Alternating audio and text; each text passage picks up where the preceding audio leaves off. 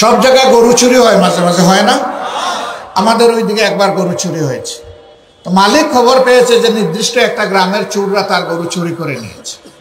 দেশের মানুষের আমানত শ্বশুর বাড়ির নিয়ামত মনে করবেন না। প্রতিটি আমানতের পাই পাই হিসাব রাখবেন। চুরি করে দেশের সম্পদ বিদেশে পাচার করবেন না। যেমনটি গত 15.5 বছরে করা হয়েছে। বিভিন্ন সংস্থার হিসাব অনুযায়ী বিদেশে পাচারকৃত অর্থের পরিমাণ হচ্ছে 26 লক্ষ কোটি টাকা। বাংলাদেশের বার্ষিক বাজেটের 5 গুণ। এই টাকা কারা চুরি করেছে? যারা ক্ষমতায় আসার পরে সবাইকে চোর বলতো। তারা কেন চোর বলতো? আমাদের ওইদিকে একটা কথা আছে, চোরের মার বলো বলো। আপনাদের এইদিকে এটা নাই, এইদিকেও আছে। তাহলে চোরের মা যে তার গলাটা বড়ই হয়। সব জায়গায় গরু চুরি হয়, মাঝে মাঝে হয় না? আমাদের ওইদিকে একবার গরু চুরি হয়েছে। তো মালিক খবর পেয়েছে যে নির্দিষ্ট একটা গ্রামের চোররা তার গরু চুরি করে নিয়েছে। ভদ্রলোক অন্যের জমি চাষ করে খান, গরিব মানুষ, কষ্টে সৃষ্টে 2-4টা গরু পুষেন। তিনি খবর পেয়ে ওই চোরের বাড়িতে গেলেন, তার মাকে পায়ে ধরে বললেন, আপনি আমার মায়ের মতো, আমি গরিব মানুষ, এই 2টা বলদের উসিলায় আমার পরিবার চলে, আমি দাঁড় দেনা করে কিছু অল্প জিনিস নিয়ে এসেছি হাতে করে, আপনি যদি একটু আপনার সন্তানকে বলে আমার 2টা বলদ দিয়ে দেন। ওই মা বলল, বাবা আজকে তো আমার মা ডাকতেছ, আমার সন্তানকে যদি হাতে নাতে ধরতা তুমি কি 2টা কিল কম দিতা?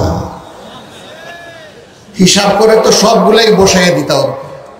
এমনকি অনেক জায়গায় তো পিঠে মেরেই ফেলে। সাবধান, তুমি এমন কথা আমাকে বলো না। এইটাই হইল চোরের মার বড় গলা।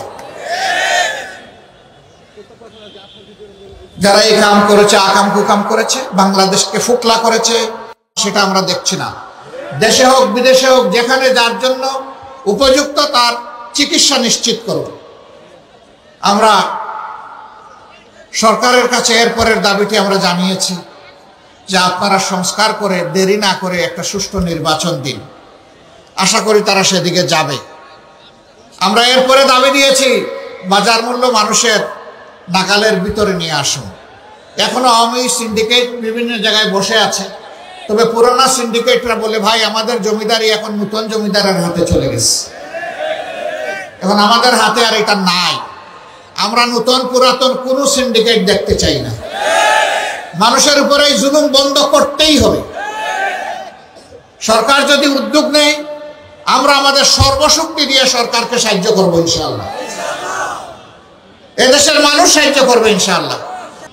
এরপরে আমরা দেশবাসীকে বলতে চাই পরিষ্কারভাবে, আমরা এমন একটা দেশ চাই আর যেখানে কোনো পক্ষ বিপক্ষ আর বিভাজন চাই না, টুকরা টুকরা জাতি চাই না। আমরা চাই ঐক্যবদ্ধ জাতি। এদেশে যারাই বসবাস করবেন, মুসলমান, হিন্দু, বৌদ্ধ, খ্রিস্টান, আমরা সবাই এদেশের গর্বিত নাগরিক। সকলের মর্যাদা এবং অধিকার সমান। আমরা আর মাইনরিটি মেজরিটি এই শব্দই শুনতে চাই না।